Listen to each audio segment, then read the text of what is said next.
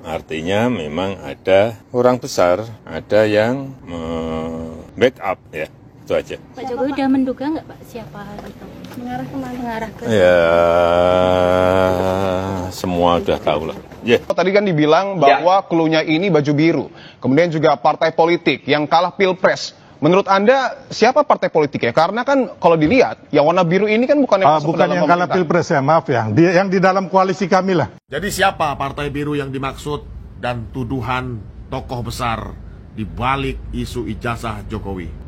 Saya kira sangat memalukan, membuat kegaduhan, saling serang. Anda tidak punya moral. Anda sama sekali tidak memikirkan rakyat, ya.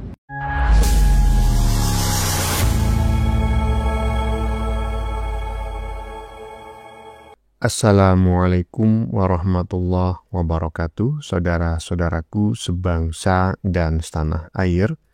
Dimanapun kalian berada, semoga kalian selalu dalam kondisi sehat walafiat.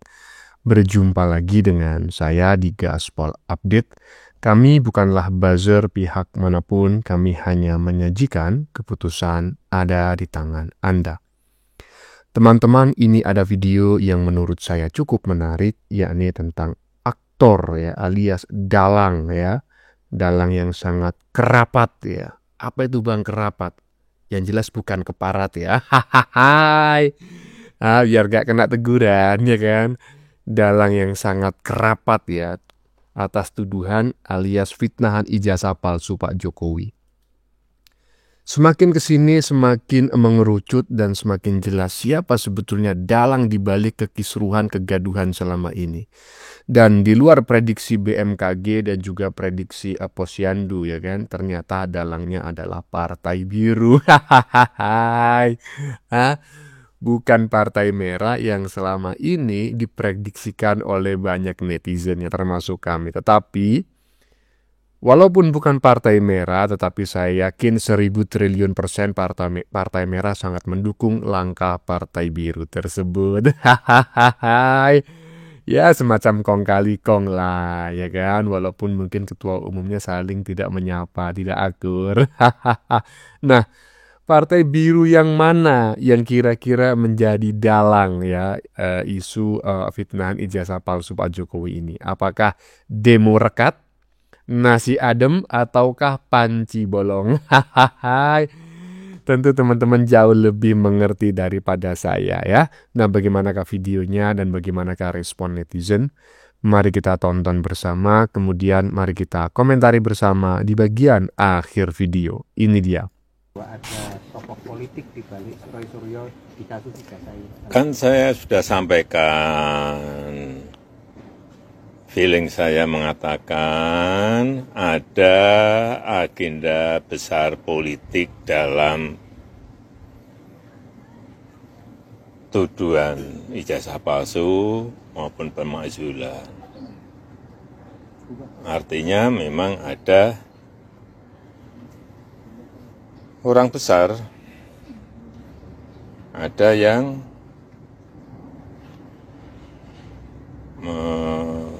backup ya, itu aja. Pak Jokowi udah menduga nggak Pak siapa gitu? Mengarah kemana? Mengarah ke Ya, semua udah tahu lah. Ya, terima kasih. Terima kasih Pak. Iya, barusan saya putar kembali video yang sudah beberapa kali kami spill ya. Kami jadikan materi pada beberapa konten yang sebelumnya kami produksi ya. Jadi barusan kita menyaksikan bareng-bareng pernyataan Pak Jokowi yang memang menduga ada grand design, ada sebuah skenario besar yang dirancang oleh orang besar, orang hebat ya. Dan katanya Pak Jokowi, cluenya ya, pesan Pak Jokowi, semuanya sudah tahu, ya kan? Intinya apa? Ya kita semua sudah tahu, ya kan? Siapa kira-kira? Oke, kita lihat video selanjutnya. Biar dan tidak berdasar ya. Nah, apa yang disampaikan oleh Bung Ade Kurniawan ya, seingat saya namanya adalah Bung Ade Kurniawan, bahwa kita harus hati-hati dalam menyebut ini karena menuduh itu sesuatu yang tidak diperbolehkan di Indonesia ya, karena Indonesia ini menganut sistem hukum itu praduga tak bersalah gitu ya, bukan praduga bersalah, melainkan praduga tak bersalah. Walaupun sudah beredar kabar bahwa sebetulnya dalang di balik isu ijazah palsu ini adalah mereka yang saat ini menggunakan baju biru ya. Yang juga sering ya membranding anaknya gitu katanya tadi ya. Saya nggak menuduh loh ya, itu yang disampaikan oleh host TV Kompas TV barusan gitu ya. Dan kalau kita menuduh maka kita nggak jauh beda dengan si krisis moneter, si Roy Panci dan lain sebagainya ya, suka menuduh ya kan. Walaupun kita yakin kita tetap harus menghormati asas hukum praduga tak bersalah ya kan. Aduh, intinya hanya ada 3 partai biru di Indonesia ya kan. Pertama biru dongker, biru dan biru muda. Nah ya silakanlah ya, kira-kira yang mana? Lanjut. Sekarang seakan-akan Pak Jokowi punya musuh baru lagi nambah. Entah yang namanya Partai Biru, mantan petinggi negeri, anaknya yang dituduh untuk menggantikan. Saya ingin ke Mas Toto dulu. Mas Toto, tadi kan dibilang bahwa klunya ini baju biru. Kemudian juga partai politik yang kalah pilpres. Menurut Anda siapa partai politik ya? Karena kan kalau dilihat yang warna biru ini kan bukan yang masuk ke dalam yang kalah pilpres ya, maaf ya. Yang di dalam koalisi kami lah. Oke, silakan Mas Toto. Lebih jelas lagi itu. Ya, menurut saya isunya kan akhirnya menjadi politik ya. Ketika kemudian memang dimulai dengan Pak Jokowi juga memberikan sebuah clue, ada tokoh besar di balik isu ijazah palsu. Nah, kalau tadi ya kita masih bingung kira-kira partai biru yang mana. Nah, baru saja kita menyaksikan walaupun Sylvester ini dianggap sok tahu katanya. Tetapi menurut saya ya kan nggak mungkin lah orang-orang sekelas Sylvester termasuk Pak Jokowi ya kan, orang yang menjadi target ya, target snipernya, target tembak ya, sasaran tembaknya, itu memberikan informasi yang keliru. Mengingat apa? Track record Pak Jokowi ini ya omongannya bisa dipercaya, beda lah ya dengan kalau misalnya yang ngomong si Rai Panci atau si krisis moneter, yang ngomong itu nenek lampir ya kan. Saya 1000 triliun miliar % tidak akan percaya. Tapi kalau yang ngomong ini Pak Jokowi dan dikuatkan oleh Sylvester Matutina, atau sebaliknya yang memberikan informasi Sylvester Matutina tetapi di-approve oleh Pak Jokowi, maka 1000 triliun % saya menduga pernyataan Pak Jokowi itu termasuk Sylvester Matutina itu 99% itu akurat gitu ya. Dan tadi Sylvester menyepil bahwa Partai Biru ini adalah Partai Koalisi Indonesia Maju. Wah, ada 2 partai yang masuk dalam Koalisi Indonesia Maju ya. Jadi Nasdem dikeluarkan dari dari pilihan gitu ya. Nah, kira-kira menurut teman-teman dari 2 partai biru yang masih tersisa kira-kira yang mana? Lanjut. Jadi siapa partai biru yang dimaksud dan tuduhan tokoh besar di balik isu ijazah Jokowi? Saya kira sangat memalukan ya ketika Pak Prabowo saat ini sedang berjuang untuk menaikkan ekonomi kita, fokus pada peningkatan ekonomi, mencari investasi di mana-mana, memperbaiki sistem bangsa. Orang-orang yang masih haus kekuasaan ini berselancar, bergerilya, kasak kusuk, serang, membuat kegaduhan, saling serang. Anda tidak punya moral. Anda sama sekali tidak memikirkan rakyat. Ya. Pak Prabowo sedang fokus peningkatan ekonomi pemerintahan Prabowo Gibran untuk melaksanakan janji-janji yang pastinya akan mensejahterakan rakyat. Susah sekali. Padahal Pak Prabowo bilang bersatu. Kalau elitnya bersatu aman bangsa kita ini. Bukan saling menjatuhkan. Ya, jangan dendam Pak Jokowi sudah 10 tahun memimpin. Pak Jokowi sudah berbuat banyak pada bangsa ini. Jadi sudahlah. Jangan ada dendam. Oh, ternyata ada motif lain. Saling menjatuhkan dan saling serang.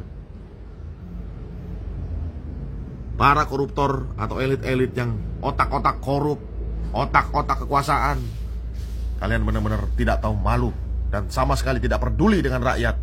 Ya, sebetulnya kalau saya secara pribadi dan hanya mengamati gestur, kemudian juga mikro dan makro ekspresi. Sebetulnya kebencian Ketua Umum Partai Biru kepada Pak Jokowi itu bukan baru-baru ini saja terlihat gitu, tetapi sejak Pak Jokowi menjabat sebagai presiden gitu ya, kelihatan sekali statement-statementnya ya kan. Kemudian juga pernah dulu itu berpidato bahwa saya bukan anak buahnya Pak Jokowi, kurang lebih seperti itulah.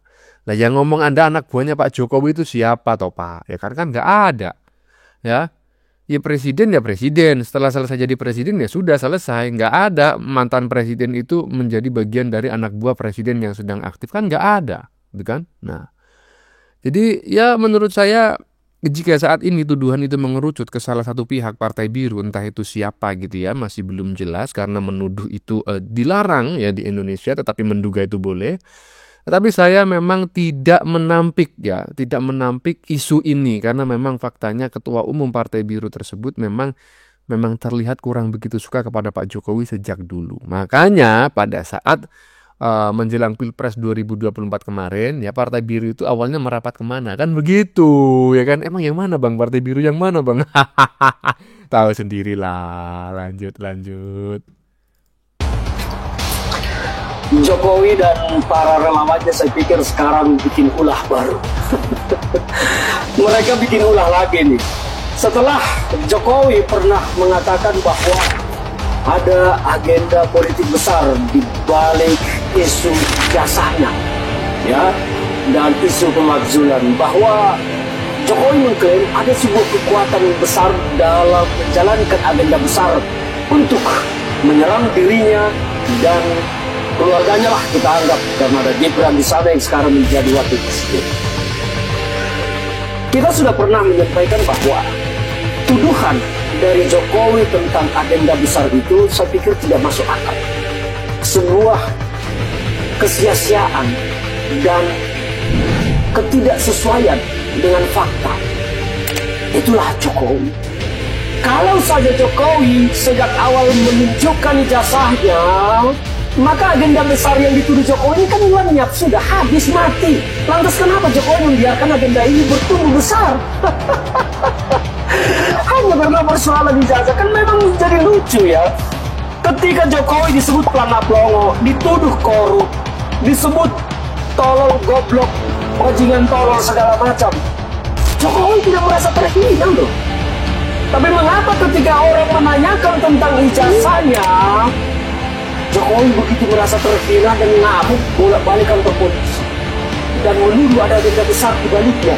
Padahal kan mudah saja, tunjukkan nih ijazah gue, lu uji di lab, kalau ini asli lu gue penjarakan, kan kira-kira begitu mudahnya. Tapi oke lah, Jokowi memang pintar lah bermain drama, dan kalau beliau ini menjadi warga negara Korea, saya pikir akan menjadi tokoh drama Korea papan atas.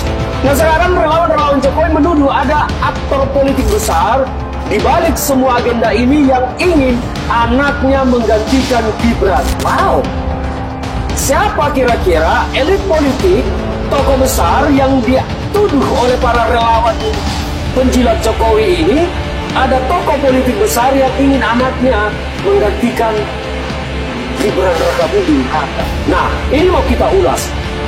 Kalau secara koalisi politik, di mana koalisi Pak Prabowo saat ini ada Partai Demokrat, SBY yang punya AHY yang memang berpotensi menjadi calon pemimpin masa depan. Di luar itu, di koalisinya Pak Prabowo, di kabinetnya, tidak ada lagi partai politik besar, tokoh besar yang punya anak yang patut untuk menjadi pengganti Gibran. Hanya SBY dan AHY. Nah, apakah ini yang dituduh oleh para relawan Jokowi, bahwa ada tokoh besar di balik ini semua yang ingin anaknya menjadi wakil presiden menggantikan Prabowo?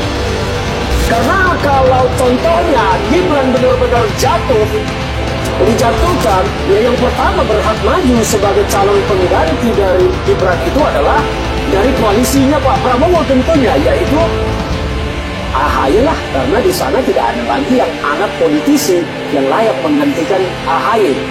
Ya, Tidak mungkin, contohnya kita juga melihat ya, kalau tuduhan itu ditujukan ke PDIP kan bukan koalisinya Pak Prabowo. Tidak, biarpun di sana ada Pak Puan, ada Mas Nanan, putra dari Bu Mega, tidak mungkin ini menggantikan Gibran karena bukan bagian koalisi. Yang paling berpeluang menjadi pengganti Gibran itu adalah koalisi. Nah, akhirnya kita bisa melihat ini jangan-jangan menuduh SBY, menuduh AHY, menuduh SBY di balik semua kekisruhan ini yang ingin anaknya AHY menjadi wakil presiden. Mungkin saja para relawan ini otaknya menjurus ke sana karena Forum Purnawirawan pernah mengatakan akan bertemu dengan SBY. Ya mungkin ini adalah yang mereka tangkap sehingga menjurus bahwa ini ada otak di balik ini, ada dalang di balik ini, ada yang bermain yang ingin anak menjadi wakil presiden. Kita tahu Forum Purnawirawan itu mengatakan akan menghadap dan bertemu Pak SBY berbicara tentang kemajuan Gibran. Apakah memang SBY yang dituduh oleh para relawan ini sebagai tokoh politik besar yang mengusung agenda besar di balik kemajuan Gibran karena AHY diinginkan menjadi wakil presidennya Prabowo? Nobody knows. Kita tunggu kejantanan para relawan penjilat Jokowi ini bicara menuding belakang. Jangan bermain sandiwara lah. Kalau jantan ya jantan saja, kalau berani ya berani. Jangan sok berani kalau tidak berani. Tuduh siapa yang bermain di balik ini semua. Jangan pengecut. Cobalah kalian tiru OCCRP yang berani menuduh Jokowi korup gitu loh. Kalian tuduh juga lah langsung siapa tokoh politiknya, siapa anaknya yang ingin menjadi pengganti Gibran. Itu baru laki.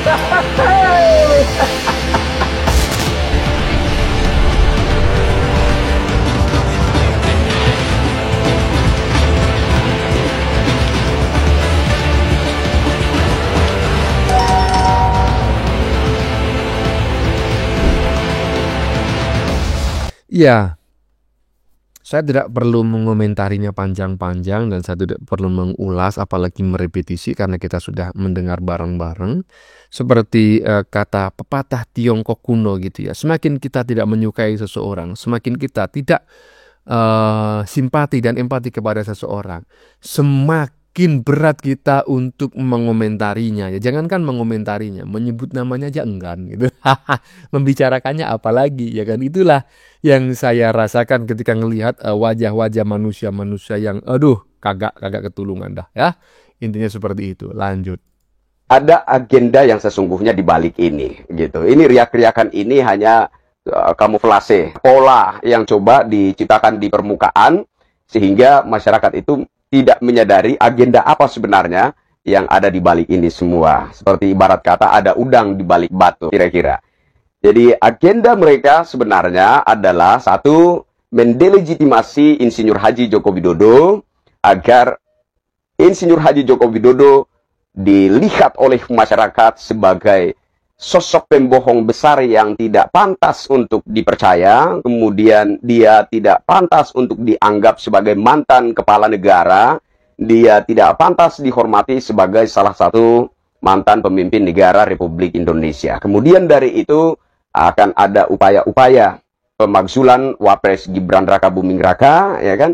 Jadi hancurnya reputasi Bapak Jokowi yang mereka harapkan itu, ya hancurnya citra baik Bapak Jokowi itu akan berimbas kepada citra Mas Wapres Gibran Rakabuming Raka. Karena nanti dianggap, oh buah jatuh tidak jauh dari pohon kan begitu.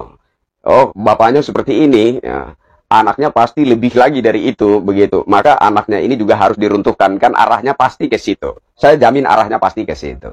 Nah, ketika seandainya mereka berhasil meruntuhkan Wapres Gibran Rakabuming Raka dari kursi wakil presiden, maka selanjutnya dari itu mereka pasti melakukan upaya-upaya menggulingkan pemerintahan Jenderal Prabowo Subianto, begitu. Karena terlalu berat ya untuk menggulingkan pemerintahan Prabowo Subianto saat ini, gitu.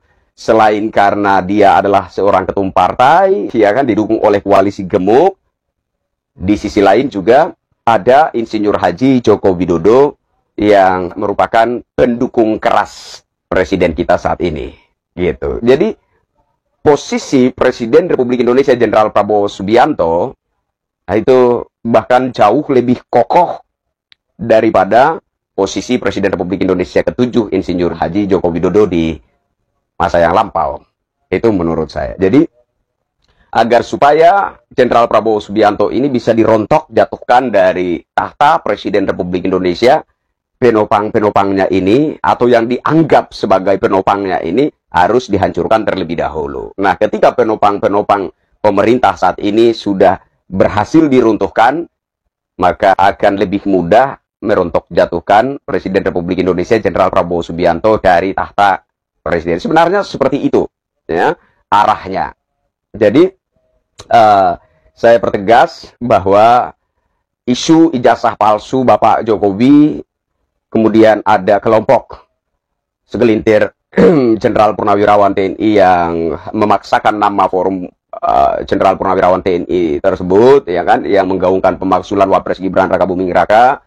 Kemudian ada isu-isu yang coba disampaikan oleh Pak Sri Rajasa, ya kan. Ini semua hanyalah satu paket yang mana agenda sesungguhnya yang sedang mereka upayakan adalah delegitimasi Insinyur Haji Joko Widodo, kemudian memakzulkan Wapres Gibran Raka Buming Raka, kemudian dari itu adalah menggulingkan pemerintahan yang sah saat ini, pemerintahan Jenderal Prabowo Subianto. Nah, oke, kita kembali kepada opini Jenderal Purnawirawan Sri Rajasa. Jadi dia katakan Bapak Jokowi ini, ya, yang membesarkan dia adalah Amerika atau spesifiknya CIA. Nah, ini kemudian bentrok dengan ada isu terdahulu yang sempat juga saya simak bahwa Jokowi tidak dibesarkan oleh PDIP, kan? Jadi kalimat-kalimat awalnya itu begitu memancing saya gitu, memancing rasa penasaran. Saya begitu tertarik dengan kalimat-kalimat awalnya bahwasanya Jokowi itu tidak dibesarkan oleh PDIP. Saya kira kalimat awal ini sejalan dengan pandangan saya, kan begitu. Jadi menurut saya antara Pak Jokowi dengan partai PDIP itu ada simbiosis mutualisme, sehingga kemudian kalau ada yang mengisukan bahwa Bapak Jokowi itu tidak tahu diri, tidak tahu berterima kasih, ya sudah dibesarkan oleh PDIP, ternyata jadi pengkhianat dan seterusnya, saya pikir itu satu justifikasi yang terlalu dipaksakan begitu, ya, terlalu keliru begitu. Karena kita tahu bersama bahwa PDIP tidak pernah ada di pucuk sistem kekuasaan sebelum ada Insinyur Haji Joko Widodo gitu. Benar bahwa Ibu Megawati pernah jadi presiden, ya kan? Tapi kan tidak dipilih langsung oleh rakyat, ya kan? Ibu Megawati ada di jabatan presiden itu hasil dari menggulingkan pemerintahan Gus Dur atau Abdurrahman Wahid, kan itu faktanya, ya kan? Jadi PDIP tidak pernah benar-benar ada di pucuk sistem kekuasaan yang mana itu merupakan hasil dari kehendak rakyat semesta, kan begitu. Jadi saya pikir kita harus jujur untuk melihat bahwa ada kondisi simbiosis mutualisme. Jadi dengan adanya Bapak Jokowi di partai PDIP, ya, pamor partai PDIP ikut terdongkrak, ya enggak? Bener kan? Dan kemudian partai PDIP juga 2 periode berturut-turut menduduki posisi pucuk sistem kekuasaan negeri ini, gitu. Coba nggak ada Bapak Jokowi, faktanya kita lihat 16%, iya kan? Nah, ini ya kan, Mas Christian Oni, ya. Dia bukan siapa-siapa. Mas Christian Oni itu adalah saudara kita dari Indonesia Timur yang merupakan saat ini bergabung dengan YouTuber Nusantara, gitu ya. Nah, bukan siapa-siapa dia, manusia biasa. Tapi coba bayangkan, ya kan? Coba bandingkan pernyataan Mas Christian Oni barusan, ya, pola berpikirnya, cara penalarannya, ya kan? Kemudian diksi yang digunakan, ya. Bedakan, ya kan, dengan tadi yang sebelumnya berkomentar, yang saya malas mengomentarinya tadi, ya kan, yang nggak jelas itu wajahnya. Salah satu kader partai, ya kan. Coba bayangkan, bedakan gitu loh. Silakan nilai sendiri. Kira-kira menurut Anda lebih logis mana, ya? Lebih logis mana pendapatnya Mas Christian Oni dengan anggota partai tadi?